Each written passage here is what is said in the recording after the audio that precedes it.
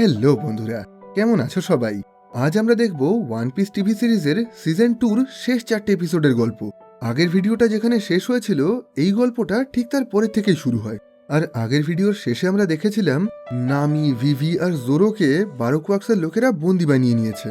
আর তাছাড়া নামি আর জোরোর গায়ে মিস গোল্ডেন উইকের সেই রং লেগে যাওয়ার কারণে এরা দুজন এখন পুরোপুরি পাগল হয়ে গেছে। অন্যদিকে শেষ অবধি মিস গোল্ডেন উইক লুফির গায়ে রং লাগিয়ে ওকেও পাগল বানিয়ে নিজের কাছে বন্দি বানিয়ে রেখেছে। আর তাছাড়া ব্রোগি নামের সেই জায়েন্টটাকেও এরা বিষ খাইয়ে মেরে ফেলেছে। আর ডোরি নামের জায়েন্টটাকে মিস্টার 3 নিজের সুপার পাওয়ারের সাহায্যে মোমের পুতুল বানিয়ে দিয়েছে। এদিকে অনেকক্ষণ হয়ে যাওয়ার পরেও কাউকে জাহাজে ফিরে আসতে না দেখে এখন সানজি ওর বন্ধুদেরকে খোঁজার জন্য বেরিয়ে পড়ে। আর এর পরের থেকেই আজকের ভিডিও অর্থাৎ এপিসোড 5-এর গল্পটা শুরু হয়। তো এই গল্পের শুরুতেই আমরা দেখতে পাই ভিভি, নামি আর জোরো এখন জঙ্গলের মধ্যে মিস্টার 3-র ঘরের মধ্যে বন্দী হয়ে রয়েছে। আসলে মিস্টার 3 নিজের এই ঘরটাকেও নিজের মোমের সুপার পাওয়ার দিয়ে তৈরি করেছিল। এখন জোরো আর নামির গায়ে রং লেগে থাকার কারণে ওরা দুজন এই বন্দী অবস্থাতেও পাগলের মতন আচরণ করছিল। পাশের থেকে এটা দেখতে পেয়ে ভিভি তাড়াতাড়ি করে নামির পায়ের থেকে সেই রংটা মুছে দেয়, যার ফলে এখন নামি পুরোপুরি সুস্থ হয়ে গিয়ে ওর জ্ঞান ফিরে আসে। কিন্তু এরা দুজন অনেক চেষ্টা করেও জোরোর পায়ের থেকে ওর রংটা মুছতে পারে না। এদিকে দেখা যায় মিস্টার 3 এখন জঙ্গলের মধ্যে মোম দিয়ে বিশাল বড় একটা বার্থডে কেক তৈরি করেছে। আসলে বারোকুয়াক্সের লোকেরা এখন চাইলেই লুফি আর তার বন্ধুদেরকে মেরে ফেলতে পারত, কিন্তু মিস্টার 3 নিজেকে খুবই বড় মাপের একজন আর্টিস্ট মনে করতেন। আর সেজন্যই এখন উনি খুবই আর্টিস্টিক স্টাইলে এদের সবাইকে মারতে চাইছিলেন। উনি চাইছিলেন এদের সবাইকে মারার পর যেন এদের প্রত্যেকেরই খুবই সুন্দর একটা মূর্তি তৈরি হয়ে যায়। এখন মিস্টার 3-র ঘরের মধ্যে তো ভিভি, নামি আর জোরো বন্দী হয়ে আছে, কিন্তু মিস গোল্ডেন উইক লুফিকে এখনো নিজের কাছেই আটকে রেখেছিল। এখন মিস গোল্ডেন উইক মিস্টার 3-কে বলে, তুমি চাইলে বাকি সবাইকে নিজের ইচ্ছা মতন মেরে ফেলতে পারো, কিন্তু লুফিকে আমি নিজের কাছেই বন্দি বানিয়ে রাখবো। আর এখন থেকে আমি ওর সাথে খেলা করব। আজ থেকে ও হলো আমার নতুন খেলনা। যখন ওকে নিয়ে আমার খেলা শেষ হয়ে যাবে আর যখন ওকে আমার আর ভালো লাগবে না, তখন আমি ওকে আবার তোমার কাছে ফিরিয়ে দেব। যেটা শুনে মিস্টার 3ও ওর কথায় রাজি হয়ে যায়। অন্যদিকে দেখা যায় উসফ এখন জঙ্গলের মধ্যে দিয়ে ছুটে পালাতে পালাতে লুফিকে খুঁজে পেয়েছে। দেখা যায় লুফি এখন সমুদ্রের ধারে চুপচাপ একা একা বসেছিল, আর এখন ও প্রচন্ড মন খারাপ করে পাগলের মতন কান্নাকাটি করছিল। এখন উসফ ওকে সমস্ত ঘটনা জানিয়ে বাকি সবাইকে বাঁচানোর জন্য যেতে বলে, কিন্তু লুফি ওর কথার কোনো উত্তর না দিয়ে একটানা পাগলের মতন কান্নাকাটি করে যাচ্ছিল। এখানে উসফ কিছু বুঝে ওঠার আগেই দূর থেকে মিস গোল্ডেন উইক এইদিকে আসতে শুরু করে, যেটা দেখে উসফ আবারও এখান থেকে ভয় পেয়ে পালিয়ে যায়।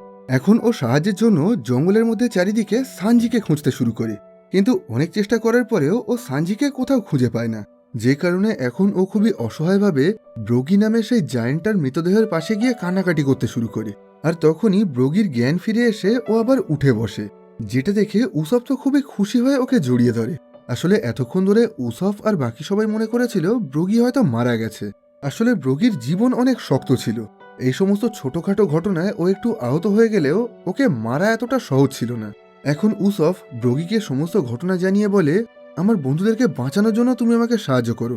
যেটা শুনে ব্রোগি সাথে সাথেই ওকে সাহায্য করার জন্য রাজি হয়ে যায়। কিন্তু সমস্যা হলো ওই লড়াইয়ের কারণে ব্রোগির শরীর এখন ভালোই আহত হয়েছিল। ওর এখন ঠিকভাবে উঠে দাঁড়ানোরও ক্ষমতা ছিল না। পুরোপুরি সুস্থ হতে গেলে ওর একটু সময় লাগবে।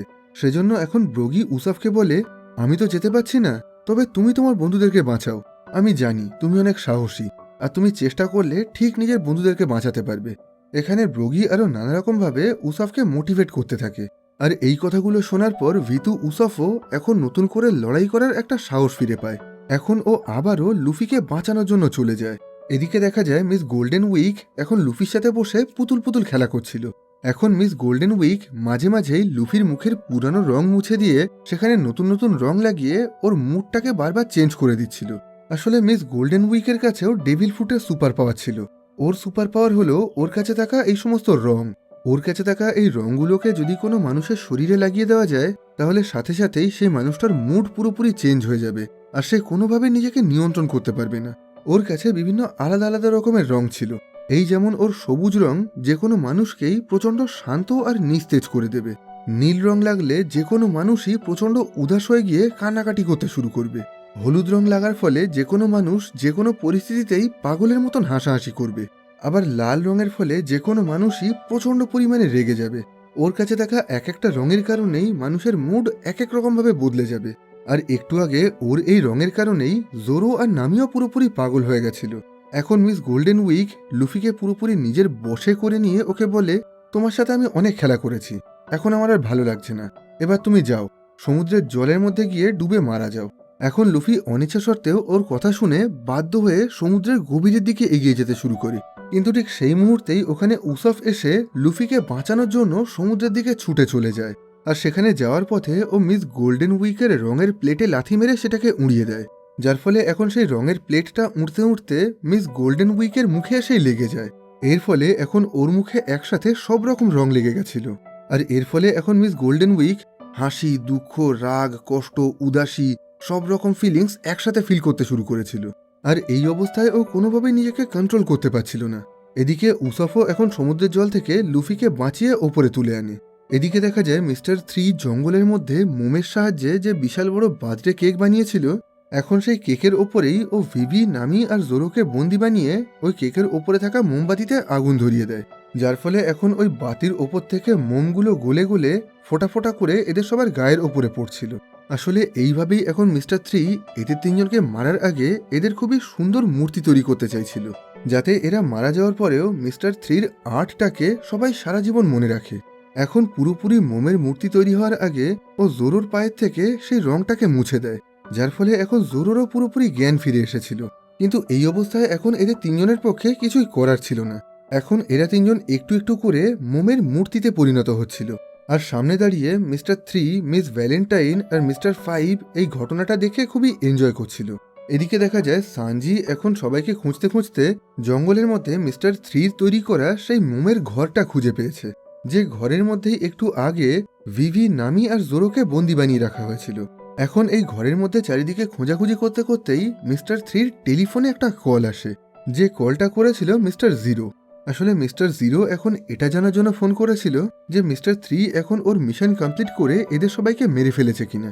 এখন যেহেতু এই ঘরের মধ্যে কেউ ছিল না, তাই সানজি এই কলটা রিসিভ করে মিস্টার 0-র সাথে কথা বলতে শুরু করে।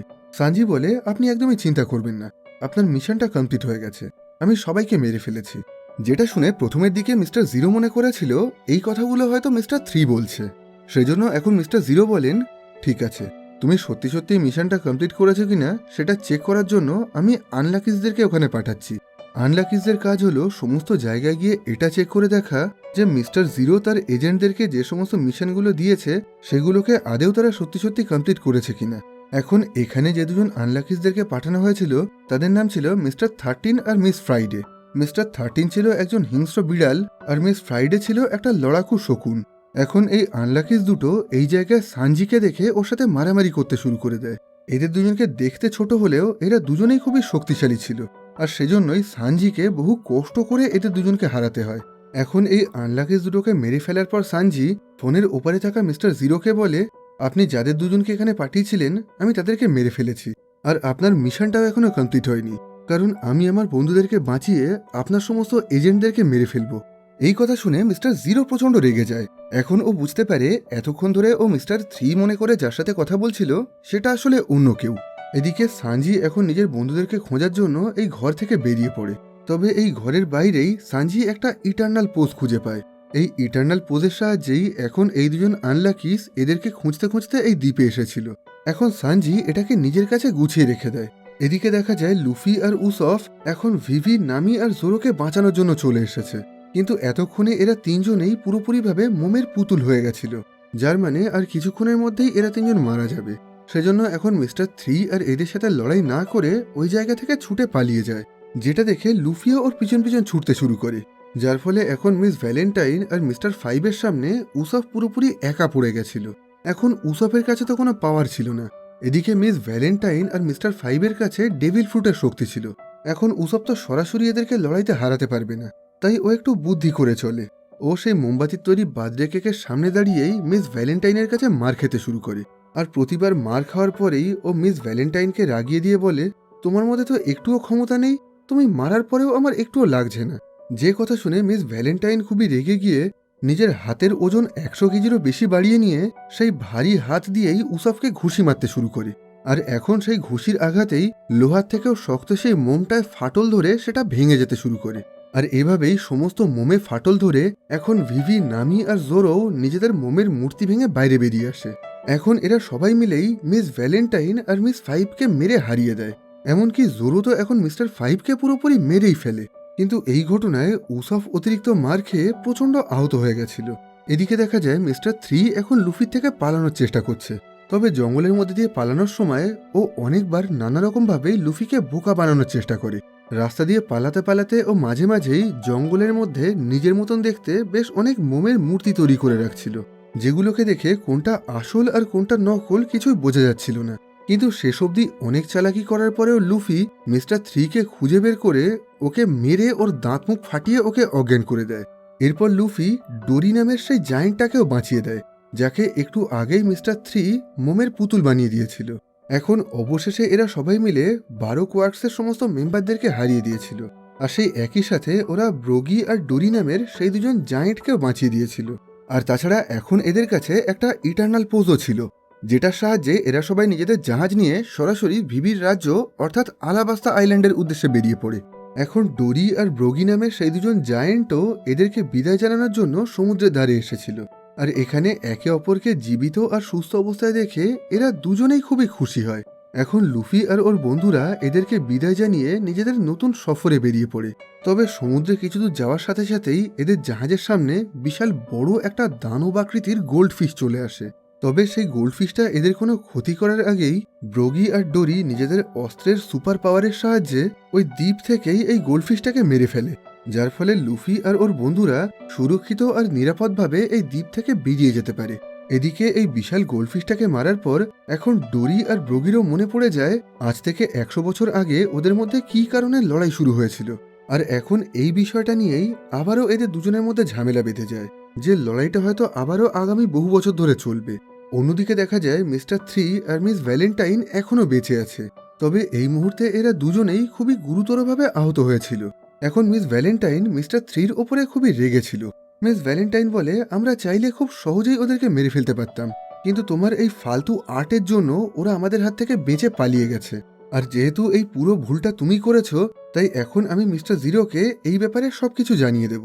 কিন্তু এখানে মিস ভ্যালেন্টাইন কিছু করে ওঠার আগেই মিস্টার থ্রি ওকে মোমের মূর্তি বানিয়ে দিয়ে ওকেও মেরে ফেলে, ঠিক যেরকমভাবে কিছুদিন আগে মিস ভ্যালেন্টাইন মিস্টার নাইনকে মেরে ফেলেছিল। এদিকে দেখা যায় লুফি আর ওর বন্ধুরা এখন খুবই আনন্দ করতে করতে আলাবাস্তা আইল্যান্ডের দিকে এগোচ্ছে। এখন এরা সবাই ভালো খাওয়া দাওয়া করে নিজেদের মধ্যে গল্প করে অনেক মজা করছিল। কিন্তু এসব কিছুর মধ্যেই নামির খুবই শরীর খারাপ করে যায়, যে কারণে হঠাৎ করেই ওর মাথা ঘুরে গিয়ে ও অজ্ঞান হয়ে মাটিতে পড়ে যায়।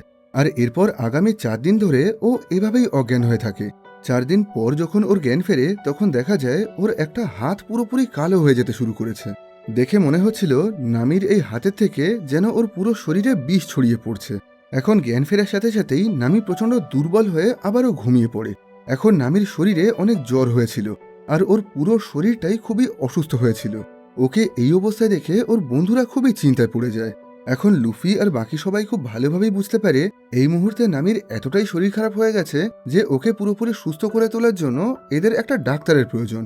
কিন্তু সমস্যা হলো এই মুহূর্তে এরা সেই ইটার্নাল পোজের সাহায্যে ভিভির রাজ্য অর্থাৎ আলাবাস্তা আইল্যান্ডের দিকে এগোচ্ছে, কিন্তু সেখানে পৌঁছাতে এদের এখনো বেশ কিছুদিন সময় লেগে যাবে।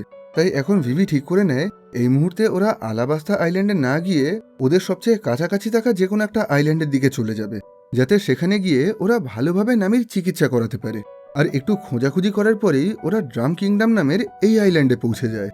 সৌভাগ্যবশত পুরো পৃথিবীর মধ্যে সবচেয়ে ভালো ডাক্তার এই ড্রাম কিংডমেই পাওয়া যায়।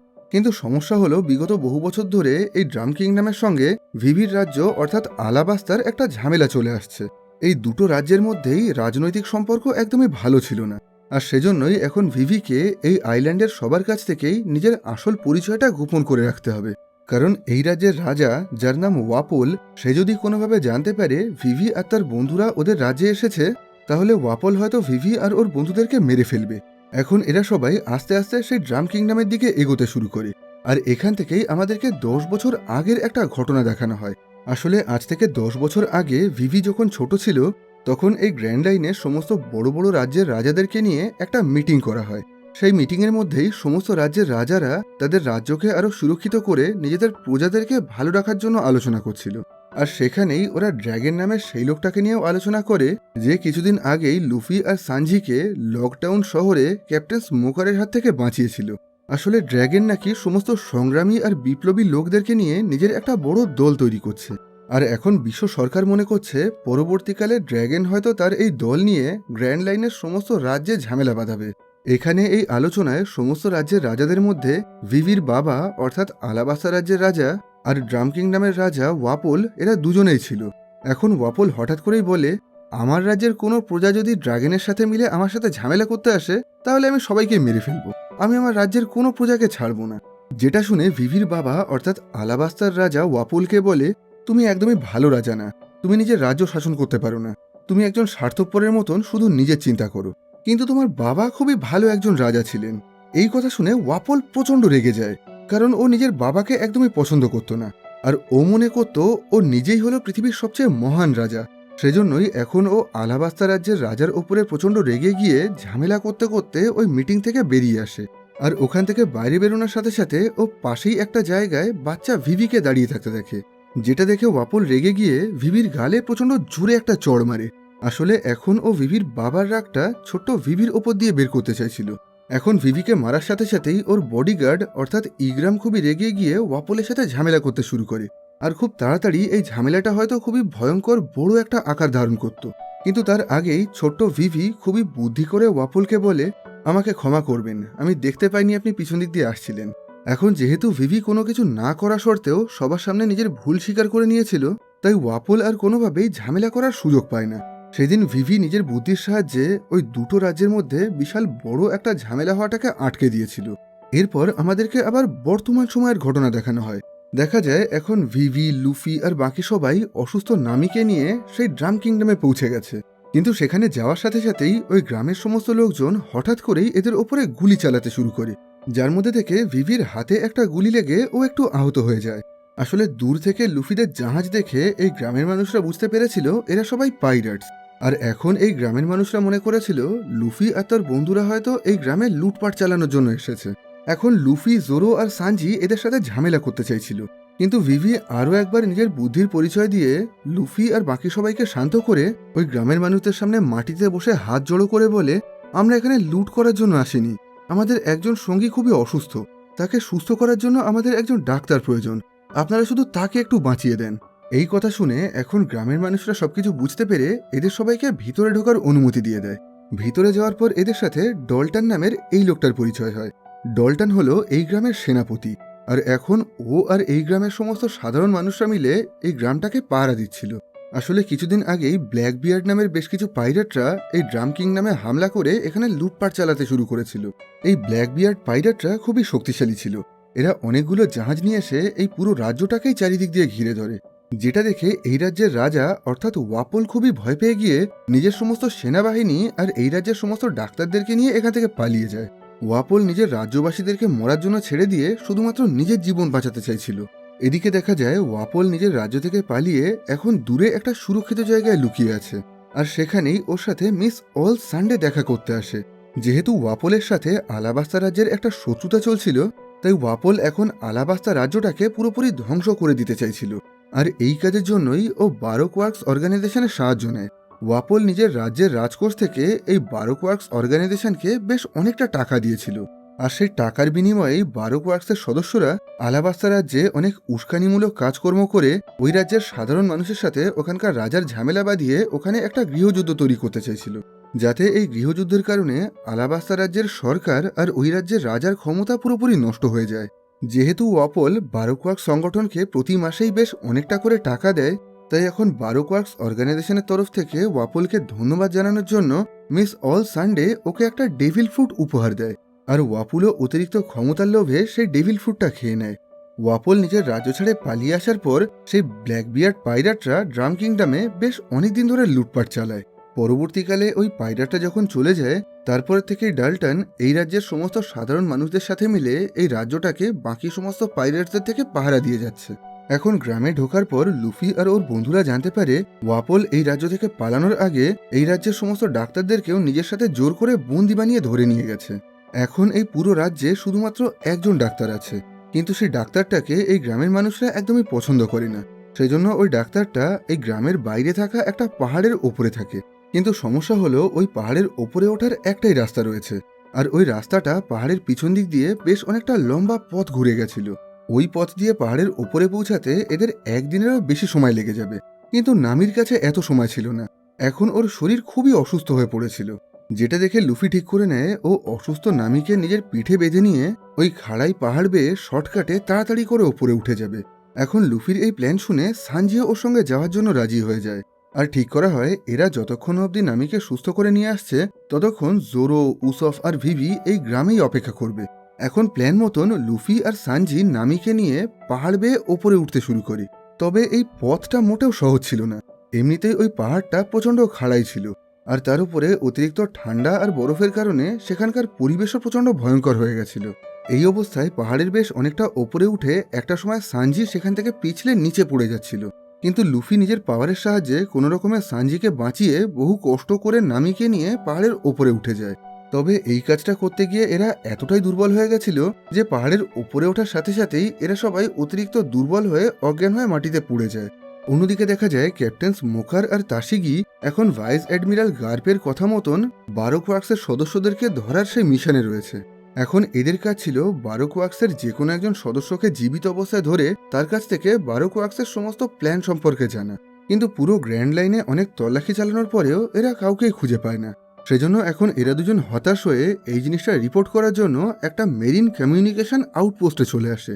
কিন্তু সেখানে যাওয়ার পর দেখা যায় ওই আউটপোস্টে থাকা সমস্ত মেরিনদেরকে মেরে ফেলা হয়েছে।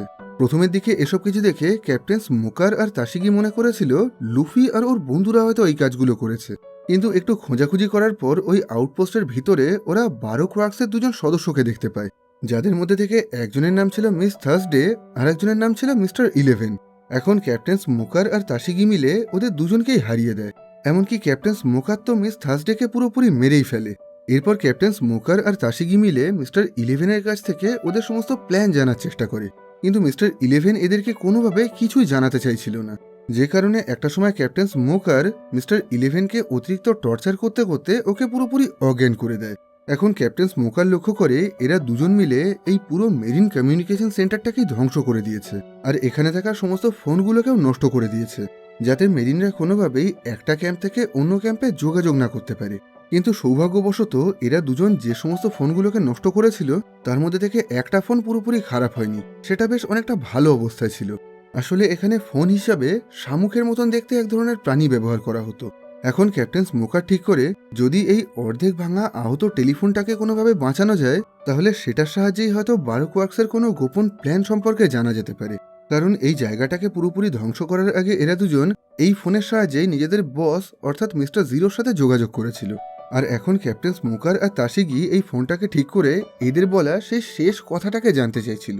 এদিকে দেখা যায় নামি এখন বেশ অনেকটা সুস্থ হয়ে উঠে ওর জ্ঞান ফিরে এসেছে, আর জ্ঞান ফেরার পর ও দেখতে পায় এখন ওর চিকিৎসা চলছে, আর ও একটা বিছানায় শুয়ে আছে আর ওর হাতে সেলাইন দেওয়া হচ্ছে।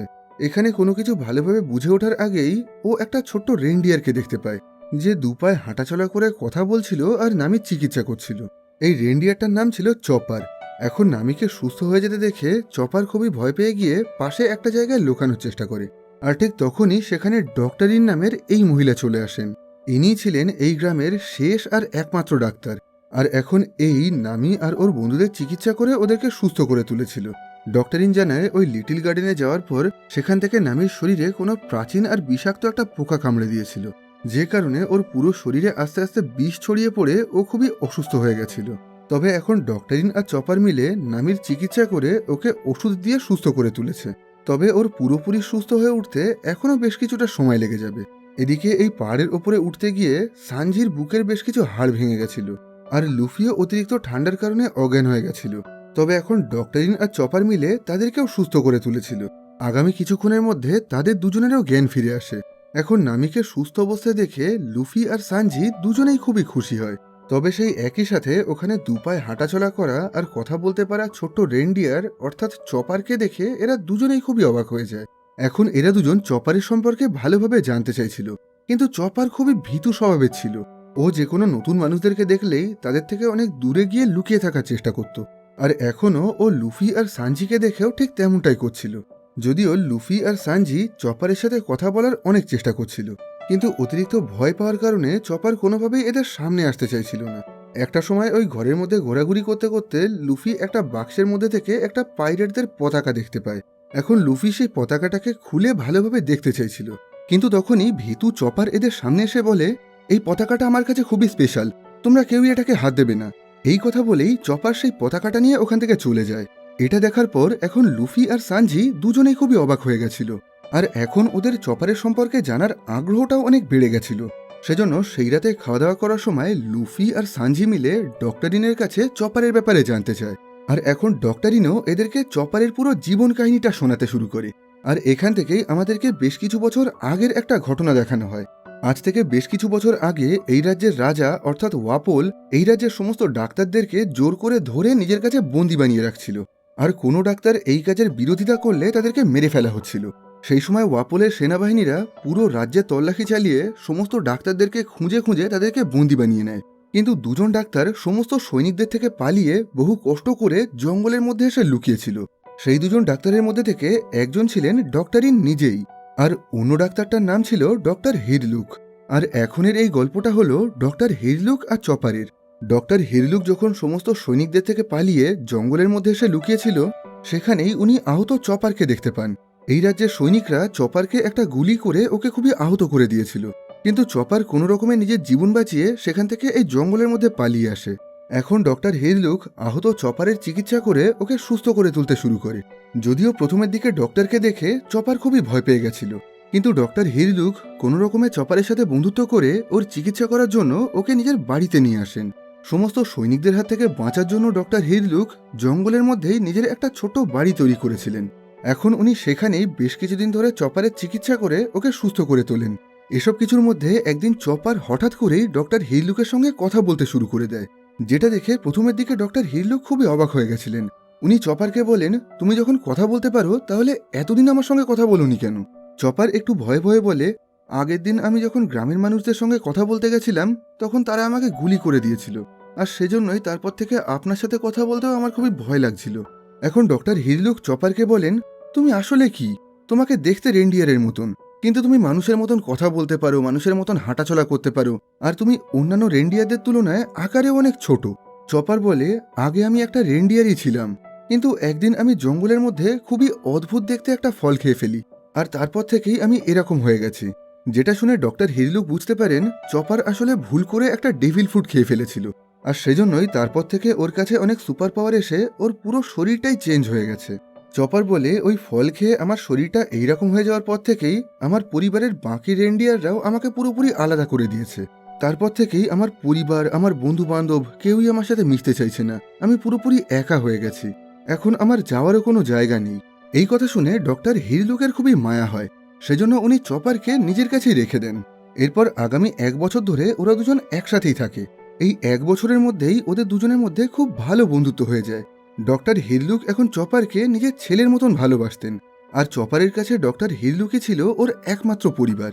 এই 1 বছরের মধ্যে চপার ডক্টর হিরলুকের কাছ থেকে ডাক্তারির অনেক কিছুই শিখেছিল, আর কাজের ফাঁকে ডক্টর হিরলুক মাঝে মাঝেই চপারকে সমুদ্রের ধারে নিয়ে গিয়ে ওকে পাইরেটসদের গল্প শোনাতো। ডক্টর হিরলুক ওকে সবসময় বলতেন, এই পৃথিবীটা অনেক বড়, যদি তুমি কখনো সুযোগ পাও তাহলে পাইরেটসদের মতন সমুদ্রে বেরিয়ে এই পুরো পৃথিবীটাই ঘুরে দেখো। এই কথা বলেই ডক্টর হিরলুক একদিন চপারকে পাইরেটসদের একটা পতাকা দেন। এই পতাকায় পাইরেটসদের একটা জলি রজারের চিহ্ন আঁকা ছিল, যে চিহ্নটা মাথার খুলি আর ক্রস চিহ্নের মতন দেখতে ছিল। ডক্টর হিরলুক বলেন, আমার কাছে এই চিহ্নটাই হলো আশার প্রতীক। এই চিহ্নটা দেখলে আমার মনে হয় জীবনে কোনো কিছুই অসম্ভব না। আর পাইরেটরা যেমন তাদের জাহাজে এই পতাকা লাগিয়ে অ্যাডভেঞ্চার আর রোমাঞ্চকর সফরে বেরিয়ে পড়ে, আমিও ঠিক সেই রকমভাবে এই পতাকা নিয়েই সমস্ত রোগের বিরুদ্ধে লড়াই করতে চাই। এই কথা বলেই ডক্টর হিরলুক চপারকে এই পতাকাটা উপহার দেয়। সেজন্যই এখন চপারের কাছে এই পতাকাটা খুবই স্পেশাল ছিল। এদিকে দেখা যায় এই রাজ্যের সমস্ত মানুষ এখন আস্তে আস্তে খুবই অসুস্থ হয়ে পড়তে শুরু করেছে, কারণ বিগত 1 বছরেরও বেশি সময় ধরে রাজা ওয়াপুল এই রাজ্যের সমস্ত ডাক্তারদেরকে নিজের কাছে বন্দি বানিয়ে রেখেছিল, আর সেজন্যই এখন এই রাজ্যের সাধারণ মানুষদের চিকিৎসা করার মতন আর কেউই ছিল না। যে কারণে এখন রোগের কথা চিন্তা করে করে এই রাজ্যের সমস্ত মানুষরাই মানসিকভাবে খুবই দুশ্চিন্তায় পড়ে গেছিল, আর এখন এই অতিরিক্ত চিন্তার কারণেই এই রাজ্যের সমস্ত মানুষ আরও বেশি অসুস্থ হয়ে পড়েছিল। সবাই এখন একরকমভাবে বেঁচে থাকার আশা হারিয়ে ফেলেছিল। সেজন্য এখন ডক্টর হিজলুক এমন একটা অসম্ভব ওষুধ তৈরি করতে চাইছিলেন যেটার সাহায্যে এই রাজ্যের সমস্ত মানুষকেই একসাথে সুস্থ করে তোলা সম্ভব। আর বিগত 1 বছর ধরে ডক্টর হিজলুক চপারের সাথে সেই ওষুধটাই তৈরি করার চেষ্টা করছিলেন, কিন্তু অনেকবার অনেক রকমভাবে চেষ্টা করার পরেও ওনার এক্সপেরিমেন্ট বারবার ফেল হয়ে যাচ্ছিল। এইভাবে সবকিছু যখন বেশ ভালোভাবে চলছিল, তখন একদিন হঠাৎ করেই ডক্টর হিজলুক চপারকে নিজের বাড়ি থেকে বের করে দেন। ডক্টর হিজলুক বলেন, বিগত 1 বছর ধরে তুমি আমার সাথে আছো, আর এখন তুমি পুরোপুরি সুস্থ হয়ে উঠেছো। এখন থেকে তুমি নিজের খেয়াল নিজেই রাখতে পারবে, তোমার আর আমার সাথে থাকার কোনো দরকার নেই। এই কথা বলেই উনি চপারকে বাড়ির বাইরে বের করে দরজা বন্ধ করে দেন। যদিও চপার কোনোভাবেই ওনাকে ছেড়ে যেতে চাইছিল না। চপার বলে, আমি কি ভুল করেছি? আপনি আমাকে এইভাবে তাড়িয়ে দিচ্ছেন কেন? আপনি ছাড়া আমার তো আর কোনো পরিবার নেই, কোনো বন্ধু বান্ধব নেই। আপনাকে ছাড়াই পুরো পৃথিবীতে তো আমি পুরো একা। আপনি দয়া করে আমাকে নিজের সাথে থাকতে দেন, আমি আপনার কোনো অসুবিধা করব না। কিন্তু ডক্টর হিজলুক ওর কোনো কথাই শুনতে চাইছিলেন না। আসলে ডক্টর হিজলুক বিগত বহুদিন ধরেই খুবই কঠিন একটা রোগে ভুগছিলেন, যে রোগের কোনো ওষুধ নেই, কোনো চিকিৎসা নেই। তাই এই রোগ থেকে কোনোভাবে সুস্থ হওয়া সম্ভব না। ডক্টর হিজলুক খুব ভালোভাবেই জানতেন আগামী কিছু মাসের মধ্যেই এই রোগের কারণে উনি মারা যাবেন। তবে উনি কোনোভাবেই চাইছিলেন না চপার ওনার এই মৃত্যুটা দেখুক, কারণ যেহেতু চপার ওনাকে খুবই ভালোবাসে, তাই ওনার মৃত্যুটা দেখে চপার হয়তো সেই কষ্টটা কোনোভাবেই সহ্য করতে পারবে না। আর সেজন্যই এখন উনি অনিচ্ছা সত্ত্বেও জোর করে চপারকে নিজের বাড়ি থেকে বের করে দিয়েছিল। এই ঘটনার পরের দিন সকালে ডক্টর হিরলুক নিজের এই রোগের চিকিৎসা করানোর জন্য ডক্টরিনকে নিজের বাড়িতে ডেকে আনেন। ডক্টর হিরলুক ওনাকে বলে, আমি খুব ভালোভাবেই জানি আমার এই রোগের কারণে আমি খুব তাড়াতাড়ি মারা যাব। তবে বিগত বহু বছর ধরে আমি এই রাজ্যের সমস্ত মানুষদেরকে সুস্থ করার জন্য একটা ওষুধ তৈরি করতে চাইছি। আমি যদি সেই ওষুধটা তৈরি করার আগেই মারা যাই, তাহলে তুমি আমার সেই অসম্পূর্ণ রিসার্চটাকে কমপ্লিট করে সেই ওষুধটাকে তৈরি করে নিও, আর তারপর সেটার সাহায্যে এই রাজ্যের সমস্ত মানুষদেরকে সুস্থ করে তুলো। যেটা শুনে ডক্টরিন বলেন, আমি এই কাজ করতে পারবো না। এমনিতেই এই রাজ্যের লোকজন আমাকে পছন্দ করে না, তাই আমিও তাদের কোনো উপকার করতে চাই না। তুমি আমার কাছে কোনো আশা রেখো না।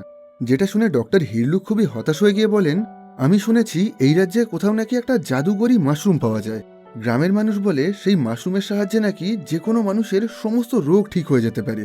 কিন্তু সমস্যা হলো সেই মাশরুমটা যে জায়গায় পাওয়া যায় সেটাকে নাকি মৃত্যুপুরী বলা হয়, যে কারণে আজ অব্দি কোনো মানুষই সেই জায়গা থেকে ওই মাশরুমটা নিয়ে আসতে পারেনি।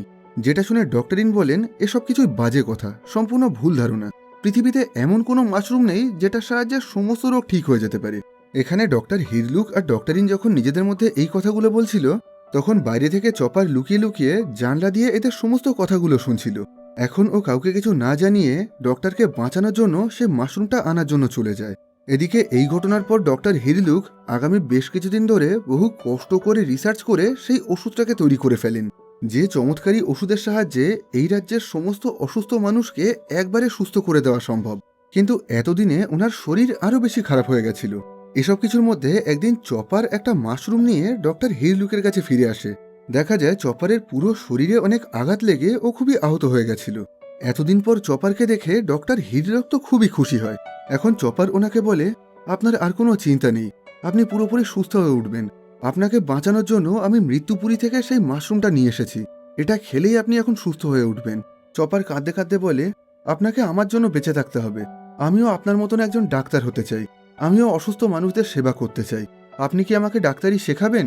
যেটা শুনে ডক্টর হিরলুক ওকে জড়িয়ে ধরে বলে, আমি তোমাকে সবকিছু শেখাবো, আর একদিন তুমি নিশ্চয়ই খুবই ভালো একজন ডাক্তার হয়ে উঠবে। এই কথা বলেই উনি চপারের নিয়ে আসা সেই মাশরুমটা খেয়ে নেন। এরপর ডক্টর হিরলুক একটা ব্যাগের মধ্যে নিজের বেশ কিছু ওষুধ আর বেশ কয়েকটা বোম নিয়ে রাজপ্রাসাদের উদ্দেশ্যে বেরিয়ে পড়েন, যে জায়গায় এই রাজ্যের বাকি সমস্ত ডাক্তারদেরকে বন্দি বানিয়ে রাখা হয়েছিল। আসলে ডক্টর হিরলুক খবর পেয়েছিলেন রাজপ্রাসাদে বন্দি সমস্ত ডাক্তাররা নাকি অসুস্থ হয়ে পড়েছে। তাই এখন ডক্টর হিরলুক নিজের জীবনের ঝুঁকি নিয়ে বাকি সমস্ত ডক্টরদেরকে সুস্থ করার জন্য যাচ্ছিলেন। যাওয়ার আগে ডক্টর হিরলুক আরও একবার চপারকে বলেন, একদিন তুমি খুবই ভালো একজন ডাক্তার হয়ে উঠবে। এই কথা বলেই উনি চপারকে বিদায় জানিয়ে ওখান থেকে চলে যান। যেটা শুনে চপারও খুবই খুশি হয়। এই ঘটনার কিছুক্ষণ পর ডক্টরিন ডক্টর হিরলুকের খোঁজ করতে করতে এই বাড়িতে চলে আসে। তখন চপার খুবই খুশি হয়ে ওনাকে বলে, ডক্টর হিরলুক পুরোপুরি সুস্থ হয়ে উঠেছে। আমি সেই জাদুই মাশরুম খেয়ে ওনার সমস্ত রোগ ঠিক করে দিয়েছি, আর এখন ডক্টর হিরলুক রাজপ্রাসাদে বাকি ডাক্তারদের চিকিৎসা করার জন্য গেছেন। যেটা শুনে ডক্টরিন খুবই অবাক হয়ে গিয়ে বলেন, এমন ধরনের তো কোনো মাশরুম নেই যাতে সমস্ত রোগ ঠিক হয়ে যায়। তুমি ডক্টর হিরলুককে কোন মাশরুম খাইয়েছো? তখন চপার খুবই খুশি হয়ে একটা বই থেকে ডক্টরিনকে সেই মাশরুমের ছবি দেখায়। সেই মাশরুমের নিচেই কঙ্কালের খুলি আর ক্রস দিয়ে একটা চিহ্ন তৈরি করা ছিল, যে চিহ্নটাকে পাইরেটদের পতাকায় থাকা জলি রজারের চিহ্নের মতন দেখতে ছিল। এটা দেখে ডক্টরিন খুবই রেগে গিয়ে চপারকে বলেন, তুমি কি পাগল হয়ে গেছো নাকি? এই চিহ্নের মানে হলো এই মাশরুমটা বিষাক্ত। তোমার এই মাশরুম খাওয়ার কারণে আগামী 1 ঘন্টার মধ্যেই ডক্টর হেইলুক মারা যাবেন। আসলে ডক্টর হেইলুক তোমাকে খুবই ভালোবাসে, উনি কোনোভাবেই তোমাকে কষ্ট দিতে চায়নি। সেজন্যই তোমাকে খুশি করার জন্য তোমার নিয়ে আসা এই বিষাক্ত মাশরুমটাও উনি হাসি মুখে খেয়ে নিয়েছেন। এই কথা শুনে চপার প্রচণ্ড অবাক হয়ে যায়। এখন ও ডক্টর হেইলুকের সঙ্গে দেখা করার জন্য সেই রাজপ্রাসাদের দিকে যেতে শুরু করে। এদিকে দেখা যায় ডক্টর হেইলুক এখন রাজপ্রাসাদের চারিদিকে বেশ অনেকগুলো বোম ফাটিয়ে রাজপ্রাসাদের ভিতরে ঢুকে গেছেন। কিন্তু সেখানে যাওয়ার পর উনি জানতে পারেন এখানকার সমস্ত ডাক্তাররাই সুস্থ রয়েছে। ডক্টর হেইলুককে এখানে ধরে আনার জন্য ওনার কাছে ইচ্ছা করেই একটা ভুল খবর পাঠানো হয়েছিল। তখন রাজা ওয়াপুল ডাল্টন আর তার বাকি সঙ্গীদেরকে আদেশ দেন ডক্টর হেইলুককে গুলি করে মেরে ফেলার জন্য।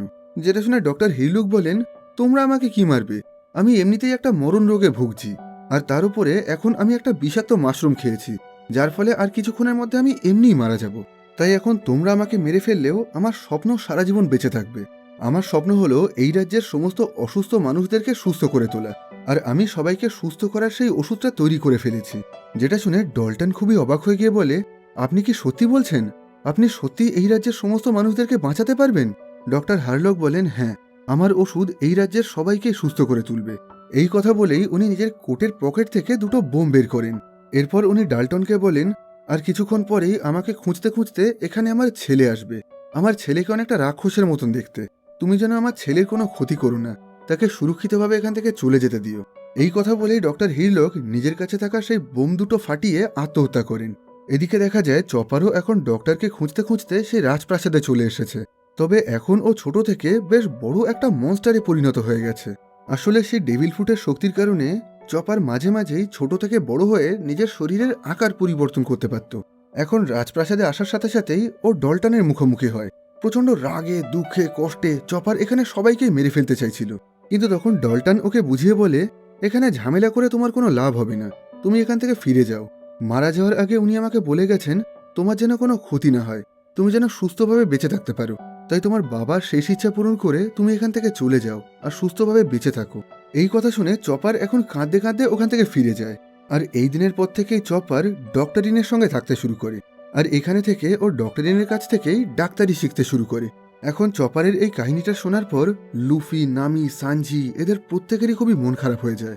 এখন লুফি সরাসরি চপারের কাছে গিয়ে ডক্টর হিরলুকের দেওয়া সেই পাইরেটসদের পতাকাটা হাতে নিয়ে বলে, আমি জানি তোমার কাছে এই পতাকাটা খুবই স্পেশাল, আর যেহেতু আমি নিজেও একজন পাইরেট তাই এই পতাকাটাকে আমি খুবই সম্মান করি। তুমি এটাকে বাক্সের মধ্যে কোথাও বন্ধ করে রেখো না।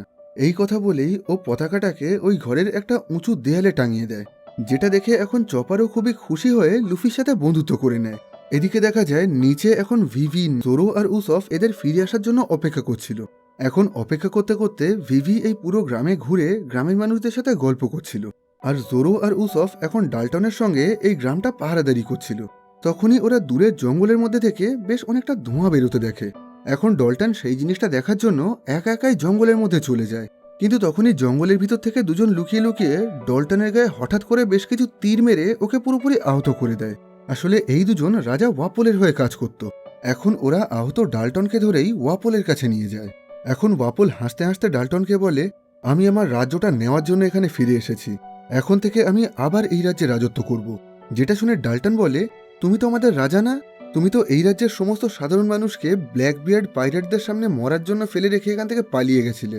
এখন এই রাজ্যের কোনো মানুষই তোমাকে রাজা হিসাবে মেনে নেবে না। এই কথা বলেই ডল্টন খুবই রেগে গিয়ে একটা বিশাল রাক্ষসের রূপ ধারণ করে ওয়াপলকে মারার চেষ্টা করে। আসলে ডল্টনের কাছেও ডেভিল ফুটের পাওয়ার ছিল, কিন্তু এখানে যেহেতু ডল্টনের গায়ে আগে থেকেই তীর লেগে ও খুবই আহত হয়েছিল, তাই এখন ওয়াপুল ওকে খুব সহজেই মেরে হারিয়ে দেয়।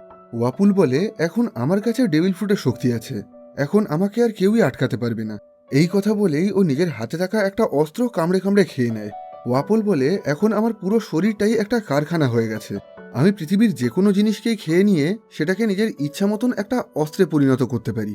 কিছুক্ষণ আগেই আমি আমার সমস্ত সৈনিকদেরকে খেয়ে নিয়েছিলাম, এখন আমি তাদের সবাইকেই জম্বি রোবট বানিয়ে দিয়েছি, আর তাদের সাহায্যেই আমি এই পুরো রাজ্যবাসীর সাথে লড়াই করে আবার এটাকে দখল করে নেব। এই কথা বলেই ও নিজের মুখটাকে বিশাল বড় করে খুলে সেখান থেকে নিজের সমস্ত সৈনিকদেরকে বের করতে শুরু করে। এরপর ওয়াপল আর তার সমস্ত শক্তিশালী জম্বি রোবট সৈনিকরা মিলে ড্রাম কিংডমের দিকে এগোতে শুরু করে। কিন্তু গ্রামের মধ্যে পাহারায় থাকা জোরো আর উসফ দূর থেকে সেই সমস্ত সৈনিকদেরকে দেখতে পায়। এখন এরা বুঝতে পারে ওয়াপল আর তার সঙ্গীরা এখানে লড়াই করার জন্য আসছে। তাই এখন এদেরকে এই লড়াইতে সাহায্য করার জন্য এদের লুফি আর সানজির সাহায্যের প্রয়োজন। এখন এরা ঠিক করে নেয় এদের মধ্যে থেকে ভিভি ওই পাহাড়ের ওপরে উঠে সেখান থেকে লুফি, সানজি আর নামিকে নিচে ডেকে নিয়ে আসবে। আর ততক্ষণে জোরো আর উসফ মিলে এই গ্রামটাকে রক্ষা করার চেষ্টা করবে। কিন্তু সমস্যা হলো ভিভির পক্ষে এই খাড়াই পাহাড় বেয়ে ওপরে ওঠা কোনোভাবেই সম্ভব না। তাই এখন এই পাহাড়ের ওপরে ওঠার জন্য উসফ ভিভিকে খুবই অদ্ভুত একটা মেশিন তৈরি করে দেয়, যে মেশিনের সাহায্যে ভিভি খুব সহজেই আর অল্প সময়ের মধ্যে পাহাড়ের ওপরে উঠে পড়ে। এখন ও সেখানে থাকা সবাইকেই ওয়াপল আর তার সৈনিকদের ব্যাপারে জানায়। এটা শুনে ডক্টরিন বলে, ওয়াপল যদি এই গ্রামে ফিরে আসে তাহলে আমাদেরকে এই জায়গা থেকেও পালাতে হবে, কারণ আজ থেকে বেশ কিছু বছর আগে পাহাড়ের ওপরে এই জায়গাটাই ওয়াপলের রাজপ্রাসাদ ছিল। কিন্তু ওয়াপল এই রাজ্য ছেড়ে চলে যাওয়ার পর থেকেই আমি এখানে থাকতে শুরু করেছিলাম। ডক্টরিনের এই কথা শুনে চপার পাশের থেকে বলে, আমি কোথাও পালাবো না, আমি এখানে থেকে সমস্ত গ্রামের মানুষদেরকে সাহায্য করব। যেটা শুনে ডক্টরিন বলে, তোমার যদি মরার ইচ্ছা হয় তাহলে তুমি এখানে থাকতে পারো, কিন্তু আমি চললাম। এই কথা বলেই ডক্টরিন একটা শর্টকাট রাস্তা দিয়ে ওখান থেকে পিছনের জঙ্গলে পালিয়ে যায়। কিন্তু সেই জঙ্গলের মধ্যেই ও আহত ডাল্টনকে দেখতে পায়। দেখা যায় ডাল্টন এখন খুবই আহত অবস্থায় খোঁড়াতে খোঁড়াতে গ্রামের মানুষদেরকে সাহায্য করার জন্য গ্রামে ফিরছিল। যেটা দেখে ডক্টরিন ওকে বলে, তুমি যদি এই অবস্থায় লড়াই করতে যাও তাহলে তো তুমি খুব সহজেই মারা যাবে। আমার মনে হয় তোমার লড়াই না করে নিজেকে সুস্থ করে তোলা উচিত। তখন ডল্টন বলে, আমার গ্রামের মানুষদের আমার সাহায্যের প্রয়োজন, তাই আমাকে যেভাবেই হোক ওখানে ফিরে যেতে হবে। এই কথা শুনে ডক্টরিন বাধ্য হয়ে ডল্টনের গায়ের থেকে সমস্ত তীরগুলো বের করে ওর ক্ষত জায়গার চিকিৎসা করতে শুরু করে। অন্যদিকে দেখা যায় লুফি, ভিভি আর বাকি সবাই পাহাড়ের ওপর থেকে নিচে গ্রামে নামার প্রস্তুতি নিচ্ছিল। কিন্তু ঠিক তখনই ওখানে ডাল্টন চলে আসে। নিচের গ্রাম থেকে এই রাজমহলের ভিতরে ঢোকার একটা গোপন শর্টকাট রাস্তা ছিল। এখন এই রাজমহলের ভিতরে ঢোকার সাথে সাথেই সেখানে ভিভিকে দেখে ওয়াপল ওকে মারার চেষ্টা করে। আর এই কারণেই এখন ভিভি আর লুফির সাথে ওয়াপলের লড়াই শুরু হয়ে যায়। এদিকে ওয়াপলের সঙ্গে থাকা ও দুজন পার্সোনাল বডিগার্ড রাজমহলের ভিতরে ঢুকে সেখানে থাকা চপার, সানজি আর নামিকে মারার চেষ্টা করে, যে বিষয়টা নিয়ে এখন ওদের মধ্যে লড়াই শুরু হয়ে যায়। এদিকে দেখা যায় নিচের গ্রামের মধ্যে এখন ওয়াপলের তৈরি করা সেই সমস্ত শক্তিশালী জম্বি রোবট সৈনিকরা চলে এসেছিল, যাদের সাথে জোরো, উসফ আর এই গ্রামের সমস্ত মানুষরা মিলে লড়াই করছিল। এমনকি একটা সময় এদেরকে এই লড়াইতে সাহায্য করার জন্য আহত ডাল্টনও চলে আসে। ডক্টরিন ও চিকিৎসা করার সাথে সাথেই ডাল্টন এই গ্রামের মানুষদেরকে সাহায্য করার জন্য চলে এসেছিল।